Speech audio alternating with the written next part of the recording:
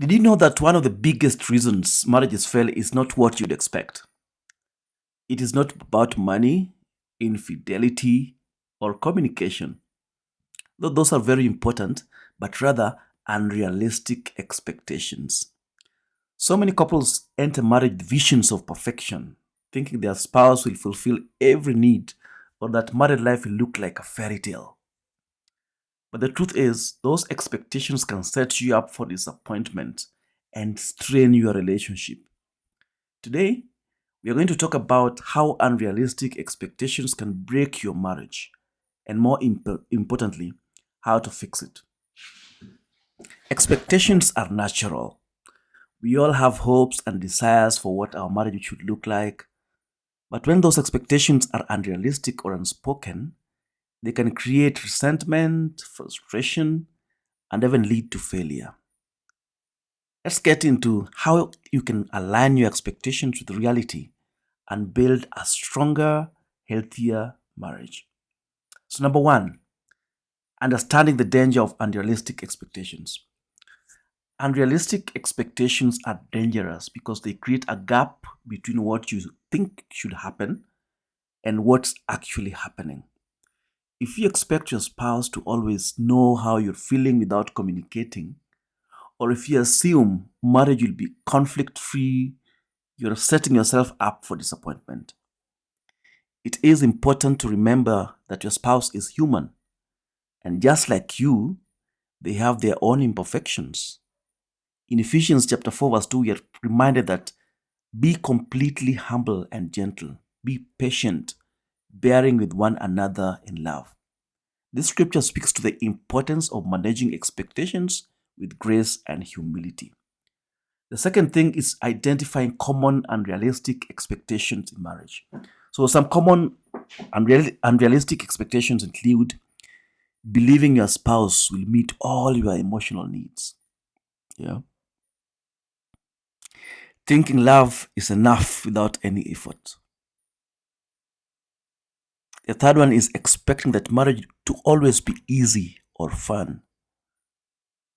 These are very harmful because they create a standard your spouse can never meet. Once you're aware of these expectations, you can start to adjust them to something more realistic. Love and marriage take effort, communication, and growth. It is not automatic or effortless. The third thing is we should know is how to communicate and set realistic expectations. One of the most important things you can do to manage expectations in marriage is communicate. Don't assume your partner knows what you are thinking or what you expect from them. Talk about your expectations openly and listen to theirs. Create a space where both of you can express what you hope for in the marriage and work together to make sure those expectations are reasonable and achievable. Here's a simple strategy: discuss your expectations about everyday life. What does that sound? What who does what around the house? What's the responsibilities of everyone? In simple things, simple everyday things. Talk about long-term goals. Where do you see your marriage and family in 5 years' time? When you talk about it, you could find that probably you've not spoken about this, but you have totally different expectations. And when the reality sets in now, you get very disappointed. Somebody thought you were thinking in the same line. You were thinking differently. Yeah. It's important to share your long-term goals even before you get married so that you can understand deeply each other, so that when those occurrences happen, oh, he said he would like this, and then you merge those expectations together before forming that long-term commitment. Address emotional needs. Yeah. What makes you feel loved and supported? What irritates you? What disappoints you? What don't you like? What can you compromise on? Yeah. Then the fourth one is there is the power of flexibility and compromise. One of the keys to going through expectations is flexibility.